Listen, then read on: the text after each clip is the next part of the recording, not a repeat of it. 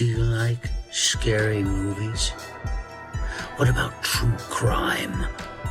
Are you into anything spooky? Well, you're in the right place. Welcome to Creep It 100. Right. Hello, everybody. Welcome back to the Creep It 100 podcast. I am your host, Kinson. I'm here with my amazing co-host. Same one in every episode. Mark. I was doing a whole introduction thing. It's fine. Don't worry about it. I'm so caught up in how good that smells. Yeah, we have Did we tell them last time? I don't think Or so. when we started that we changed. No, because I said it was only for us. Oh yeah. Yeah. So actually, y'all still don't get to know. Yeah. But we're sniffing over here, dude. You don't know nothing about this. It's not. It's really nice.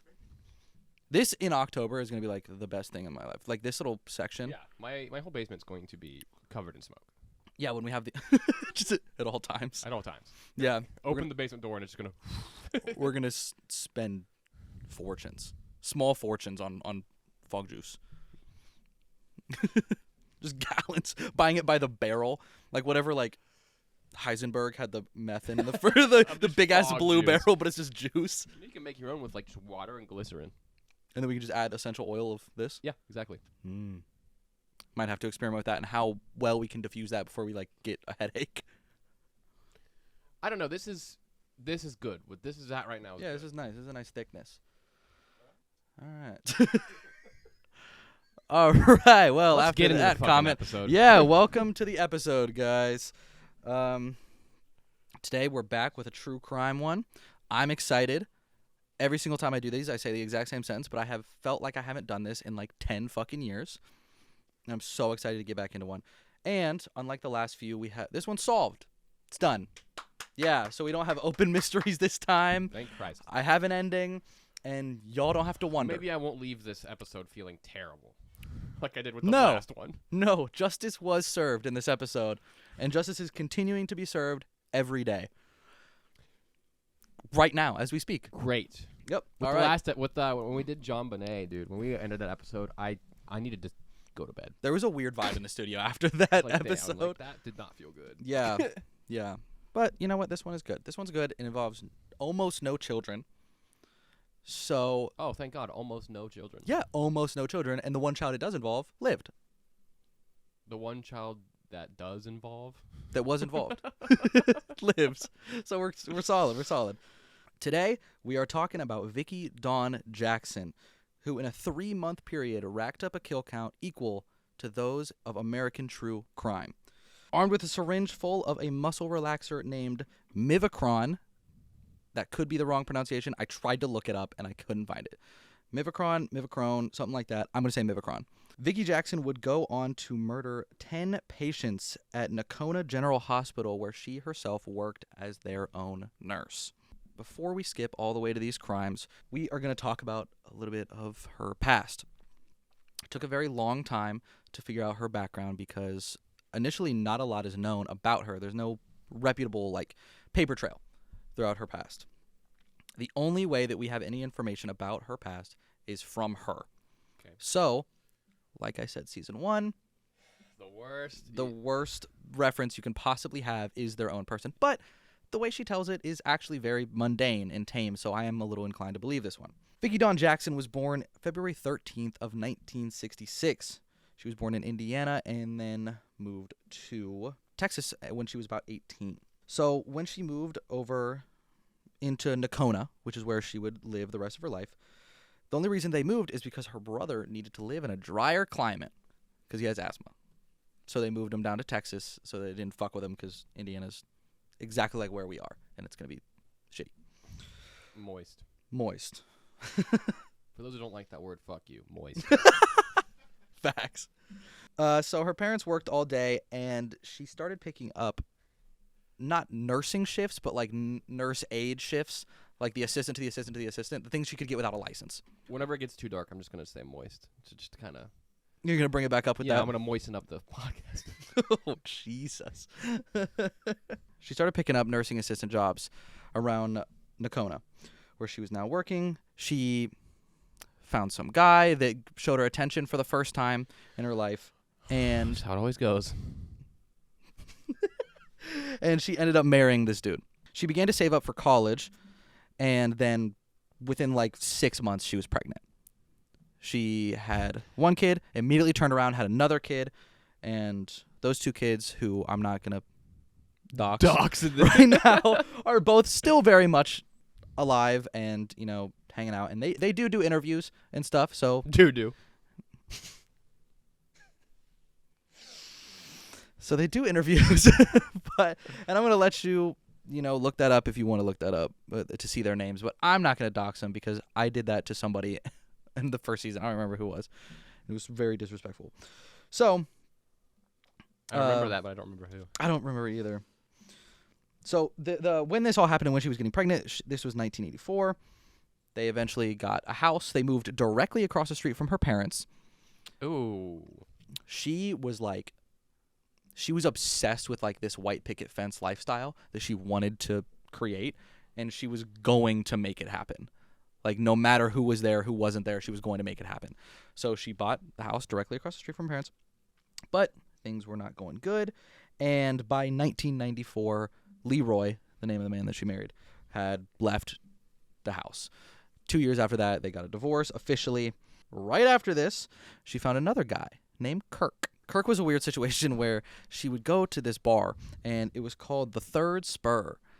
And this is completely serious. I'm not making this shit up. You don't get 3, you get 2. No, you get another one for your hat. No, fuck that. The back of the hat. No. Yeah. No. That's when you're a real cowboy. No, that's not how it works. You need a cow for that. And a boy.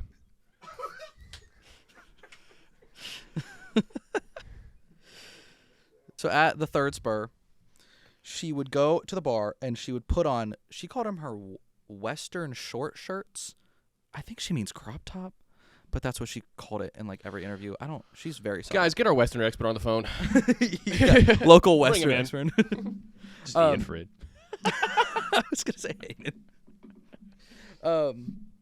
She would go there. She would have on these. She would dress up like nice. She would sit at the bar and she would drink pina coladas. And she would wait for somebody to ask her to dance or like to come up to her or approach her. Sounds a little bit like you. Which part? All of it. Drinking pina coladas at the bar, waiting for people to approach me to dance. That is in your brand, dude. I don't dance or drink pina coladas. Big Corbin Blue assets right there. Well, I'm saying, bro, I've seen you. When you get a little rowdy, you do get a little groovy. Yeah, after a lot of them. But I dance by myself, dude. I don't dance with people. You know what I mean? I get forced to dance every time I drink. You do, actually. When people drink more than you get forced to dance. And it's one of my favorite parts of the night, actually. I always say, oh, no, I'm retired. Yeah, and then he gets bullied for like 30 minutes and then just does it anyway. It's a really nice... It's why I stopped going out. I'm just kidding. Last time you Can't didn't afford dance. it. Last time you didn't dance. So at the Third Spur, she would do this almost every single night. Or at least every night that she could get the opportunity to do it. She eventually made this like pact with herself. She said, you know what? The next person to walk in this fucking door, I'm going to approach because no one's approaching me. She also, in a weird like little side interview, said it was because of this one woman who was prettier than her that always showed up at the Third Spur. And that's the girl that got all the guys. And she was pissed about this lady. It was like a weird like rage thing that she had going on. But which actually she ends up trying to attack her at one point in her nursing career. She comes in as a patient. Nah. Yeah. One thing that we will learn eventually later down the line is that all of these people, because it is such a small town, all of these people are very weirdly connected to her.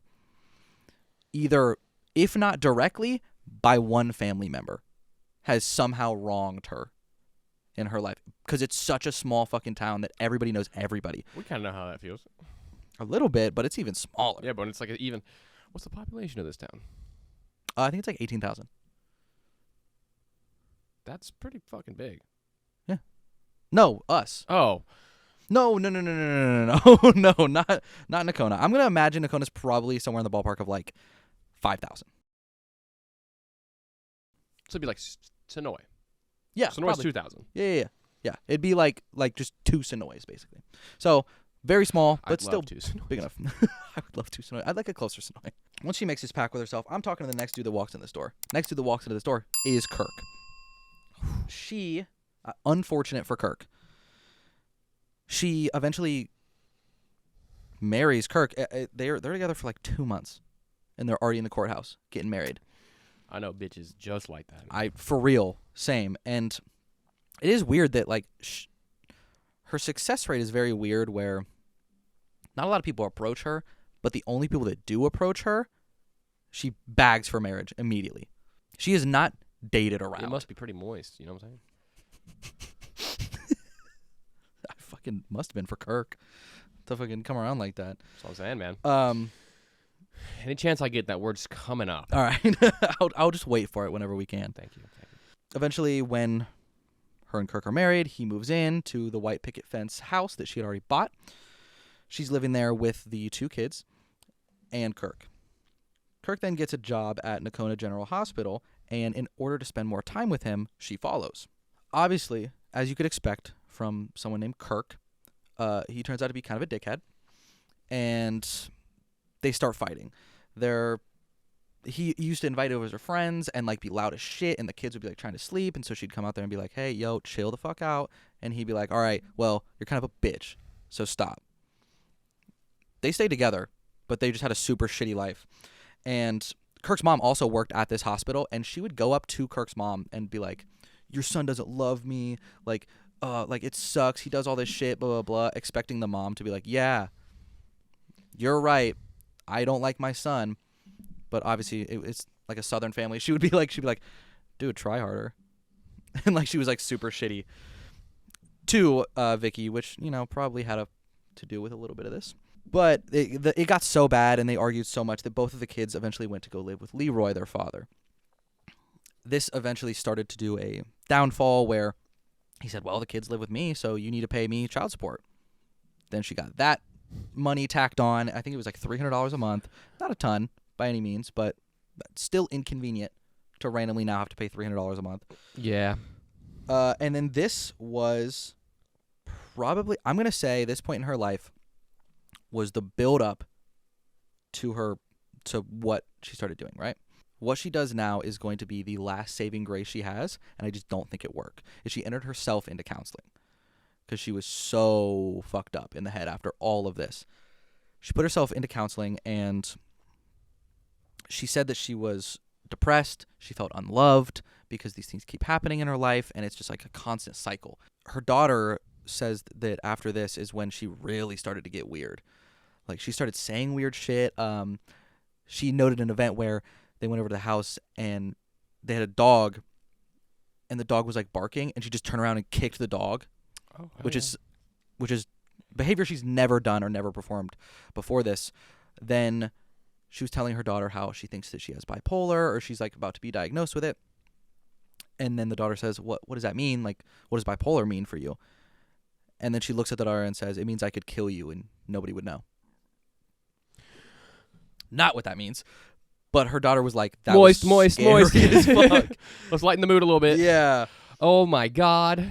So That is so fucked. imagine your mom who's so fucked up right now, like she's fucked in the head and you're just trying to be there to support her, and then you're like, "Oh, bipolar, like what does that mean for you?" Like, I don't understand, like trying to get it, and she's like, "It means I could kill you and get away with it." So this is going to lead us all the way up to December of 2000. In December of 2000, this is the beginning of her spree, where a lot of people think she just snapped, but now knowing all these things that have happened in her life and in her past, I think this was a gradual build up to where she just wanted to do something, right? So, But like cool hobby. literally, Like why? literally do anything else. I've been really frustrated before, and I've never wanted to kill 10 people. Learn to fish. Find something. So this leads us into the first person that she attacked, which was 100-year-old Donnie Jennings. 100. 100-year-old. They lived that long just to get fucking killed? Literally. That's a lot of the anger that comes from the family, is like they were being taken care of. Nobody that she ever reportedly killed was under 62. The age ranged from 62 to 100. Mostly towards the 100 range. I think it's because it was people she knew couldn't fight back, or people that maybe she knew couldn't understand how quick everything was happening around them. Or it could in be order like to one of stop those it. things like, hey, they're this old. If they die, no one's gonna fucking suspect a thing. It also could be her covering her own tracks. That definitely could have to do with it. That's what I'm thinking. Yeah. That's fucking crazy. So the funny thing about Donnie Jennings is that Vickie actually already knew her for about 10 years. When she was back doing her nursing assistant and things like that, she actually worked in a nursing home first. And she met her as a patient 10 years ago, had already worked with her. So wait, who is this? This is Donnie Jennings, the first victim. She was 100 years old. Like 10 years prior to this, she was in a nursing home, not the actual hospital. Gotcha. Vickie worked at that nursing home, too, before she got the job at Nocona General Hospital. So she knew her. So they knew each other already. That makes that even worse. Mm-hmm. Vickie said that this patient would spit on them, slap them, and like this, she was just a very, very hard to deal with patient. She's very aggressive. Mm-hmm. But at the very end of saying all that, then she goes, but I loved her, is what she said at the end. Vickie maintains her innocence throughout this whole... She will never admit it. She pleaded no contest, not guilty, so the state had to prove her guilt, which they did. But she still won't admit that she did anything. Vickie goes into her room and puts the Mivacron into the... I imagine she puts it into like one of the slots in the IVs. What is this? What is the chemical called? Mivacron. Mivacron? Mivacron. So basically what Mivacron does is... What it's used for is it slows down the respiratory system just enough to where you can put tubes in or do surgeries and things like that. Okay, right on. But in an overdosage, how she was using it, it just shuts down your respiratory system and the oxygen just leaves you. And so you start to try to scream and you can't because there is literally no oxygen or anything to yell. What a terrible way to go out. Horrible. So it's basically just like asphyxiation is the cause of death. You're like drowning, essentially. You're dry drowning. Yeah. Is basically what you're And doing. that sounds so unpleasant. Absolutely. So the nurse then, a nurse's aide, found Donnie at 1:45 in the morning. Vickie worked the night shift at this hospital. So all of these things are happening like in the middle of the night. They come back to the nursing station and they're like, oh, I just found Donnie. She's passed. And Vickie, being right nearby, says, you know what? I know the family. I'll make the call. And Vickie is the one that called the family to let them know that she had passed. She has this habit throughout all of these murders where she inserts herself in the crime and wants to be nearby or, if not directly involved. It is very fucked up. Sadistic, yeah. It's very fucked up. And 9 days after this is when she goes crazy. And 9 days after her death? 9 days after she committed the murder of Donnie Jennings. Not Jenkins. Donnie Jennings? Jennings. Not Jenkins. Not Jenkins. 9 days after this, I think the reason that she waits is just to see if anything happened. Okay. And I think when nothing happened, her confidence grew dramatically from this. That makes sense. So, Oh, I didn't get caught. Yeah. That was such a fucking thrill. mm-hmm. I'm going to kill 17 more people. I think that's honestly close to the step-by-step mindset is I didn't get caught. It's been 9 days. The family's already, they've had the funeral. It's done. So December 20th, she walked into the room of 87-year-old Elgie Hudson, did the same thing, injected him. Then, How old? 70? 87. 87?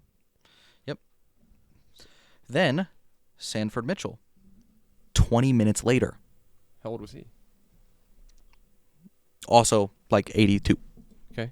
4 days later, goes in, Barbara Attenberry, kills her. Then, a few hours later, Boyd Burnett. She's doing like duos every time, like every few days. She's walking in and killing like 2 people. 5 days later, we're only at the 29th now of December. She started this outburst on the 11th. James Gore. 7 hours later, Gertic Matthews. Again, she is going ape shit.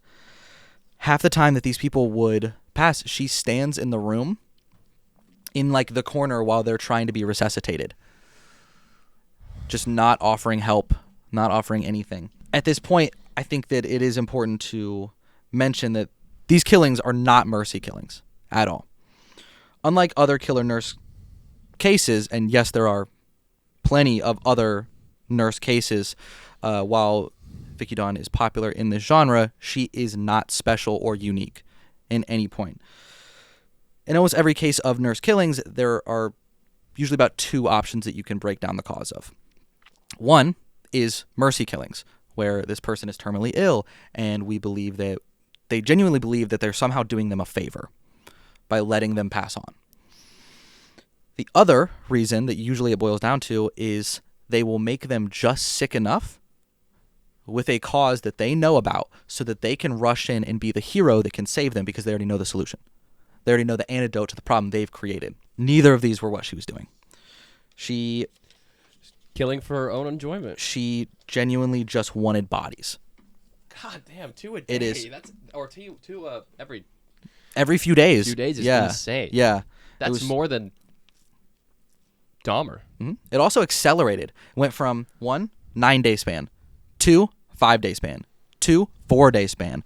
She went in and she just kept going. I think, like you said, and I think, like I agree, is that the pattern that she was following wasn't that of the mercy killing or the heroic killings. It was that she just directly wanted to be involved in. She wanted to revisit the crime, and she wanted to just monitor how it was going. Not necessarily keep herself out of trouble, just see the panic that she was got, inducing. Like, a fucking sick thrill out of that. That's disgusting. I know. It's absolutely horrible. 5 more people died between the 1st and the 8th of January. All the exact same reason. And during this, the hospital had they didn't think it was weird. Was it Mavacron? Was it? What is it again? Yes. That's right? Yes. Mivacron. Close. Mivacron. Yeah. Fuck. Right. Mivacron is like the brand name of the actual chemical that it is. I think it's like methoranian calcine or something is like the actual technical chemical. But Mivacron is the actual one that she used, and those are the actual branded bottles that she stole. My brother's a pharmacist. We can ask him. There we go. I'm sure he'll correct us. During these killings, the Nocona General Hospital put out an advertisement in the paper saying how good their hospital was. In the middle of this, slammed right in the middle of the front page, is Vickie Jackson, standing there smiling with the rest of the nurses during this spree. Yikes. A few days after the 8th, she then goes in to attack Oma Weiler. This is another elderly patient that she injected. The only thing is, Oma woke up. She didn't die.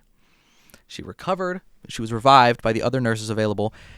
And so 4 days later, she attacked her again and doubled the dose. So this time knowing that she would die. So the people in the town obviously are freaking the fuck out. Hospital is just saying that it's a wave of bad luck, right? These are all elderly patients. They're not really looking into it too much, but the town people start to question it. The funeral home had conversations in the board meeting of getting more hearses because there were so many bodies showing up. One of the townsfolk who worked at the newspapers reported saying, we're up about 6 obituaries a week from what we usually get. This is insane. Usually I have 2 or 3. I'm up 6 from that. That's insane. The local florist never made more money. Genuinely, they had record-breaking profits from selling it to funeral homes and things like that. Like it was actually affecting the entire town, and all of them knew something was going on. So much so that they started naming the night shift at the hospital the Killing Crew. Because it was a joke around the nurses of, maybe one of us is doing it. They genuinely were joking around. It's a little fucked up. Yeah. That's a little fucked up. Well, because to them, it was so out of their mind that one of them actually could be doing it. I mean, up until this point, Vickie Jackson had nothing but glowing reviews on her entire career. She was one of the only people, even the victims' families, all go on record saying that they have no idea what happened because she was actually the nicest person. She was so caring, and she genuinely cared about her work.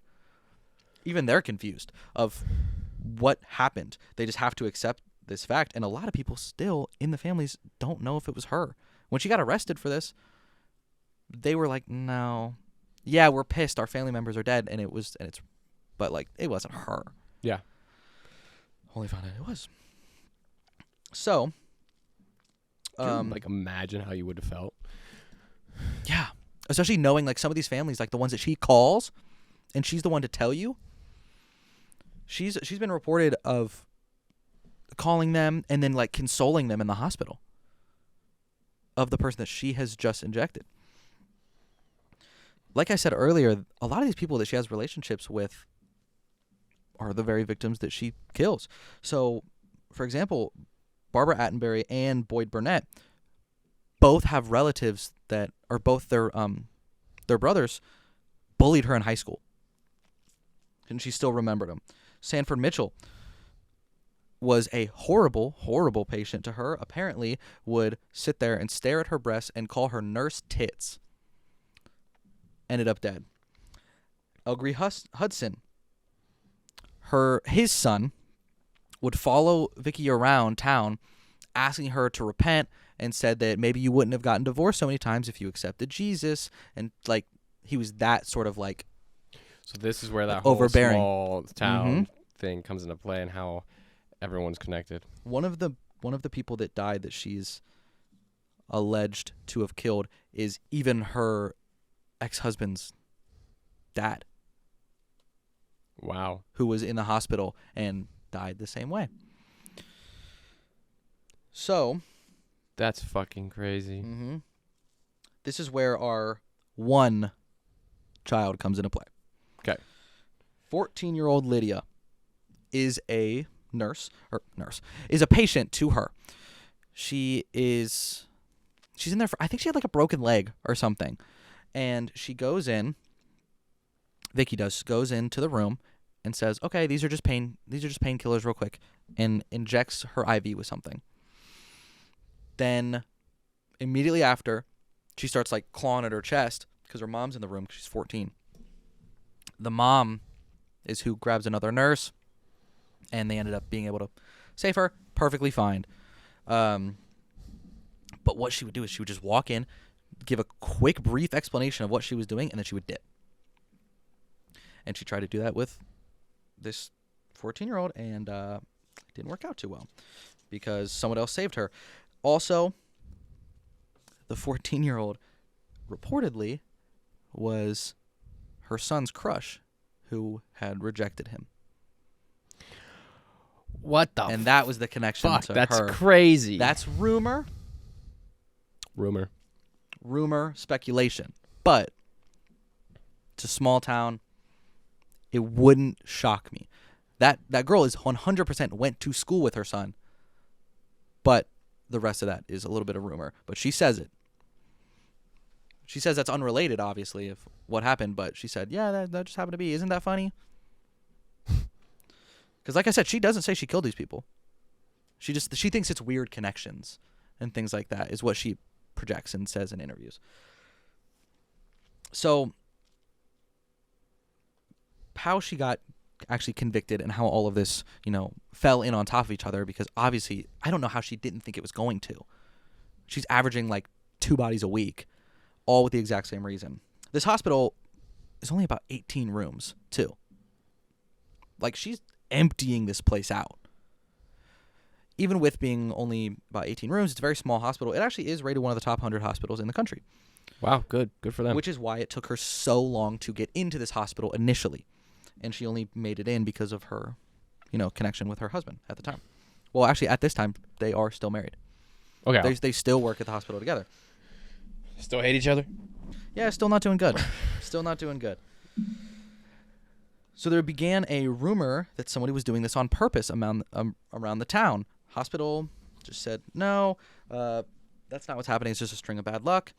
But this rumor, in addition to the pharmacy discrepancy reported to the hospital's administrator, Charles E. Norris, who shares the same 2 first initials as Chuck E. Cheese. His name is Charles Entertainment Cheese. So he's only one name away. That was enough to start an internal investigation. George, these little... It is. That's all I could think about when I read his name for the first time. I was like, that's Chuck E. Cheese's government name. What was it? Chuck E. Norris or Charles E. Norris is his name. Yeah. But Chuck's name is Charles. Yeah. That's what it says on their website. It's Charles Entertainment Cheese. That's what the E stands for. So, after a meeting with the pharmacist, Charles Norris figured out that the vials of the Mivacron had been going missing, large quantities of these bottles. At this time, all the deaths were tracked down to one shift. They just crunched the numbers of when these people were dying, and then they figured out it was always on her shifts. Because it takes like 4 seconds of research to figure that out. Yeah. Police were then notified. This is when the local police, the Texas Rangers, as well as the FBI opened up a formal investigation into 20 potential deaths, all linking back to Vickie Jackson. They had extremely strong belief that it was her. Obviously, these things have been checked out. The vials have been checked out. It was all on her shifts. Makes sense, but there's no evidence anywhere. So they can't just go and grab her because she'll be gone by a day. She'll be let out. Yeah. With no evidence. So they set up a secret camera on the lockbox of where the Mivacron is. And then, in a half true and half sting operation, they invite her for like a birthday celebration in the hospital. And they got her like a cake and like shit like that. And she's like chilling. But she never goes to the case. Mostly, I think this is because I think she has stock of it.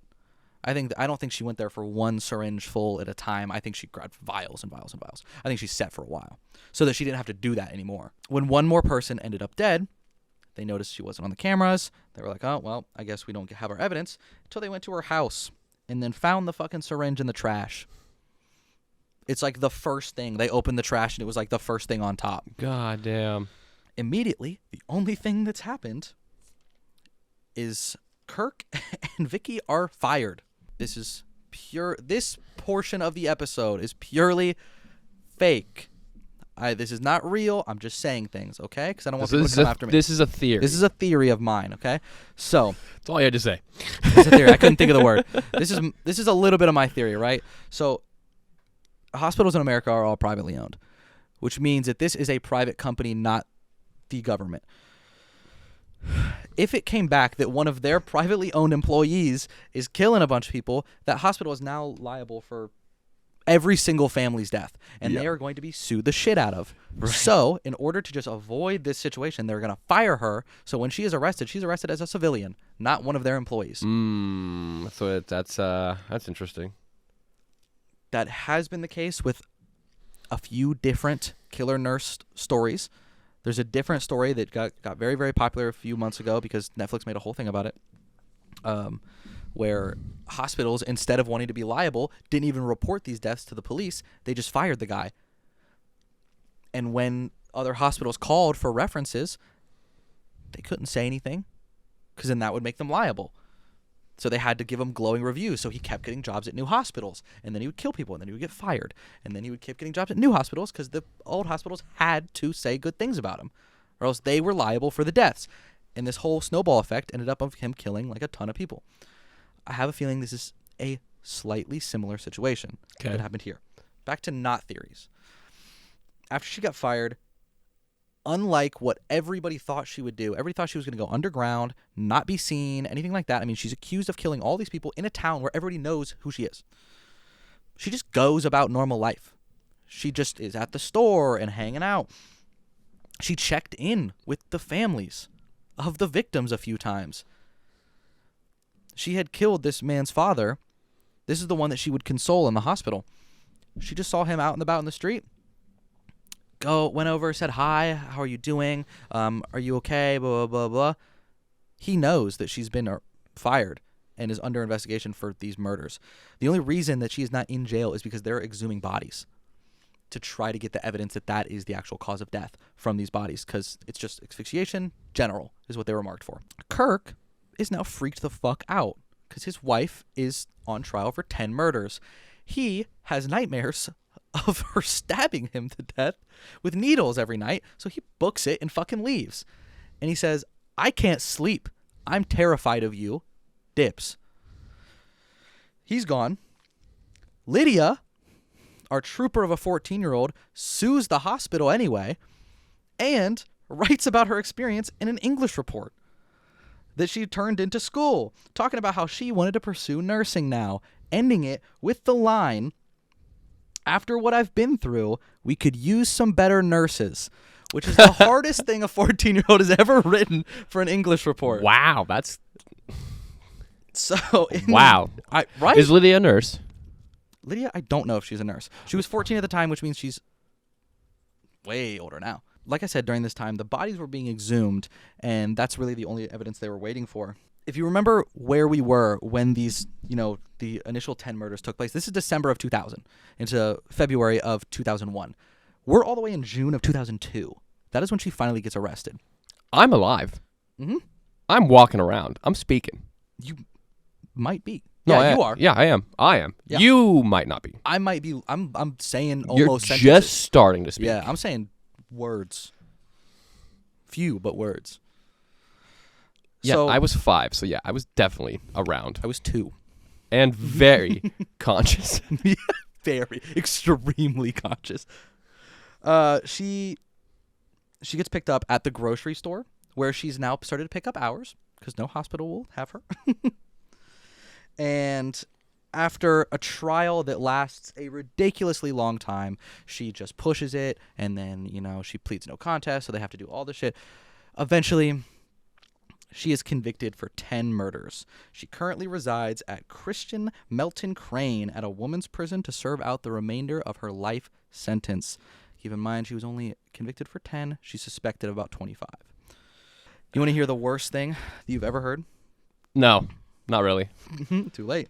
All right. So, Oh, you haven't said anything. It's not too late.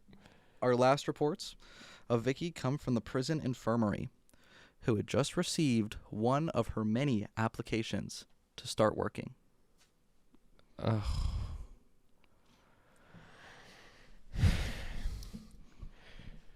That bitch wants to kill some more. Mm-hmm. She ended one of her most notable interviews with saying that, yeah, I'm about to get to go to the yard, and I'll be able to talk to the other prisoners and things like that. And they have a really nice infirmary here. And he goes, infirmary? And she goes, yeah, it's really nice. Maybe one day they'll let me work there. That's fucked. Mm-hmm. Yep. And with that is our full story, open to shut, of Vickie Dawn Jackson. Until she writes us. Until she writes us, and then we do a part 2. Yeah, we do a part 2. We get her to admit that she killed all those people. Live from the prison. Live. It'll be the next Creepy 100 live stream. It'll be one of the segments. We're just in cells. Could you imagine? It's like in the middle of like a villain bracket. I was just about to say. Imagine we put that like in the middle, and then we just don't address it. We're just like, that was crazy, guys. Anyway, so we have this new bit. Anyway, guys, here's a video sketch. It's too real. All right. So, what do you think? Give me your final opinions on Vickie Jackson. Oh, she so did it. 100%. And she was getting some sick thrill from doing it too. I think that she thought that she could just get away with it because they were so old. And I don't know. I don't know either. I don't know, but I don't know what's going on over there. I don't know either. All I know is that I am glad that she's in prison for life. And you know what? Honestly, I'm shocked that she gets to stay there because it's Texas and they love the death penalty. So I'm shocked that she's still walking right now. It's been 20 years since she was arrested. Mm-hmm. And she's just chilling. I think it had something to do with the way that she pleaded and her no contest and things like that to make her not guilty. It's a wine bottle under there. All right. Well, thank you, everybody, for listening. As always, this has been the Creepy 100 Podcast with Mark and Kinson. We will see you guys next week for... I don't remember. What is next week? I think that's an After Dark, where we're going to sit here and have a silly goose time. I'm sure we're going to have... a bunch of guests for that. Yeah, one, so yeah. It's going to be a fun time. It's going to be nice and relaxing. And make sure to check us out, guys. Thank you for watching or listening to this episode of Creep It 100. If you like this week's episode, please feel free to rate, review, like, and subscribe to our show. These actions help the show get discovered, and they let us know how you feel. You may even get a special shout out on an upcoming episode. For the most up-to-date information, visit our website at creepit100pod.com, where you can sign up for our newsletter, play back any of our previous episodes, check out our community events calendar, and more. You can also follow us on our social media pages, including TikTok, Instagram, Facebook, and Twitter at creepit100pod.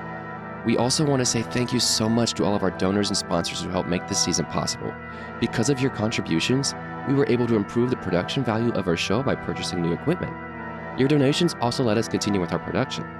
And for that, we're extremely grateful. Join us every Monday for new episodes, and don't forget to Creep It 100.